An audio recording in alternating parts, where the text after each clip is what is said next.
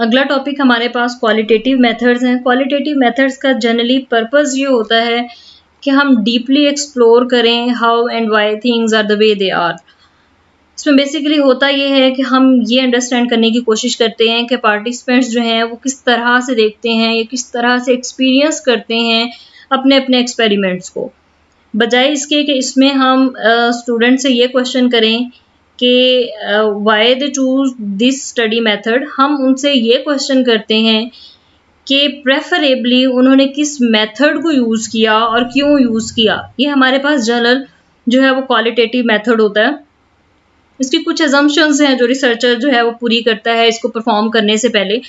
सबसे पहली अजम्पशन तो ये है कि हमें ये डिटर्मिन करना चाहिए या हमें ये अंडरस्टैंड कर लेना चाहिए कि डिफरेंट लोग जो हैं वो वर्ड को डिफरेंट तरीके से देखते हैं, जिसकी वजह से हमें मल्टीपल इंटरप्रिटेशंस मिलती हैं एक सेम इवेंट की, तो जिसे हम पोस्ट पॉजिटिविस्टिक पर्सपेक्टिव भी कह सकते हैं। ये इस स्टडी का एक एडवांटेज है हमारे पास।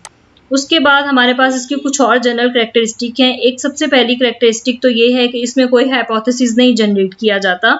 इसमें बेसिकली होता ये है कि जनरल आइडिया जो होता है कि व्हाट टू एक्सप्लोर, वहाँ से रिसर्चर अपनी रिसर्च जो है वो शुरू कर देता है विदाउट जनरेटिंग एनी हाइपोथेसिस।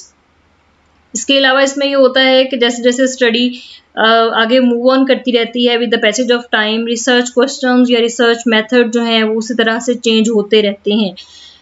फिर उसके बाद ये है कि जो रिसर्चर है इसमें वो किसी कंट्रोल्ड इन्वायरमेंट में नहीं होता, वो एक रियल वर्ल्ड के साथ कॉन्टिन्यूएशन में होता है।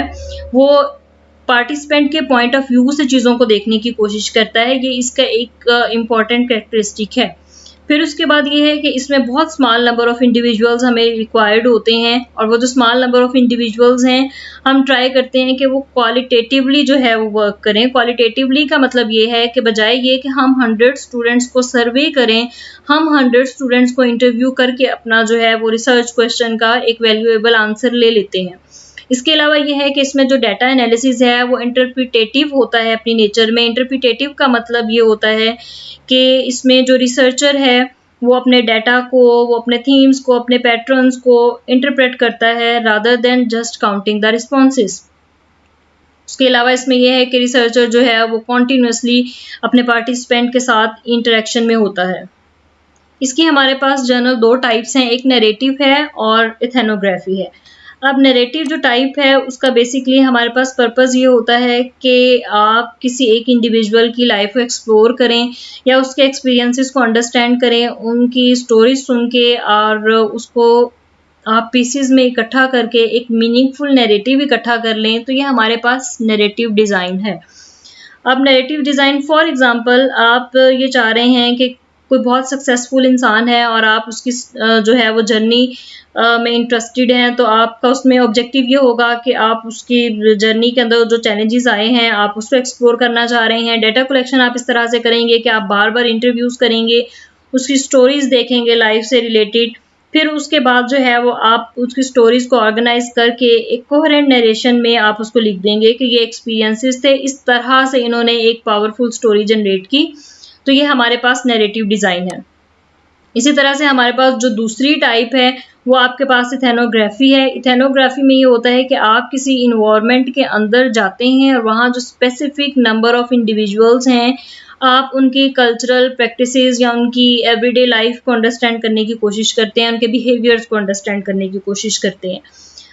इसकी एक जनरल या कॉमन एग्जांपल ये है कि आप एक फार्मर मार्केट में जाते हैं और आप वहाँ पर उनकी डेली लाइफ एक्टिविटीज़ देखने की कोशिश करते हैं। तो आप सबसे पहले करेंगे क्या कि आपका ऑब्जेक्टिव ये होगा कि आप उस कम्युनिटी की जो प्रैक्टिसेस हैं, उनकी वैल्यूज़ हैं, उनके इंटरेक्शंस हैं, आप उनको इंसाइट करना चाह रहे हैं। आप कुछ दिन के लिए डेली बेसिस पे फार्मर मार्केट को विज़िट करेंगे और आप इंटरेक्ट करेंगे वहाँ वेंडर्स के साथ, कस्टमर्स के साथ या फिर कम्युनिटी मेंबर्स के साथ। अब जब आप वेंडर्स के साथ इंटरेक्ट करेंगे तो आप ऑब्जर्व करेंगे वो अपने स्टॉल्स किस तरह से लगाते हैं, उनकी क्या सोशल रिचुअल्स हैं, क्या कल्चरल वैल्यूज़ हैं। इन सारी बेसिस पे आप अपना एक कल्चरल पॉइंट ऑफ व्यू दे देंगे कि यहाँ के लोगों का जो बिलीफ है वो ये है। तो ये आपके पास इथेनोग्राफी है। उसके बाद हमारे पास इसमें कुछ जनरल कैरेक्टरिस्टिक आती हैं कि आप इसमें दो डिफरेंट टाइप्स हैं, एक्सप्लेनेटरी और एक्सप्लोरेटरी। अब इसमें एक एंड पे एक चीज़ दी हुई है कि हमें जो है ये डिफरेंस डिटरमिन करने की ज़रूरत है कि ब्राउन्स एंड वेलबर्ग्स आर्टिकल जो हैं वो क्यों क्वांटिटेटिव स्टडी में आते हैं, और वर्क्स आर्टिकल जितने भी हैं वो हमारे पास क्यों क्वांटिटेटिव स्टडी में आते हैं। तो इसमें ये है कि जो हमारे पास ब्राउन एंड वेलबर्ग का आर्टिकल है उसमें उन्होंने डाटा को क्वांटिफाई करने पे फोकस किया था। उन्होंने स्टैटिस्टिकल मेथड यूज़ किए थे अपने हाइपोथेसिस को टेस्ट करने के लिए और अपने रिलेशनशिप्स को एग्जामिन करने के लिए। उन्होंने डिफरेंट स्ट्रक्चरल टूल यूज़ किए थे, उन्होंने सर्वेज किए थे या फिर मेजरेबल वेरिएबल्स के थ्रू उन्होंने एक्सपेरिमेंट्स परफॉर्म किए थे, और बाद में उन्होंने जो न्यूमेरिकल डाटा था उनके जो रिजल्ट्स आए थे उसको जनरलाइज किया था।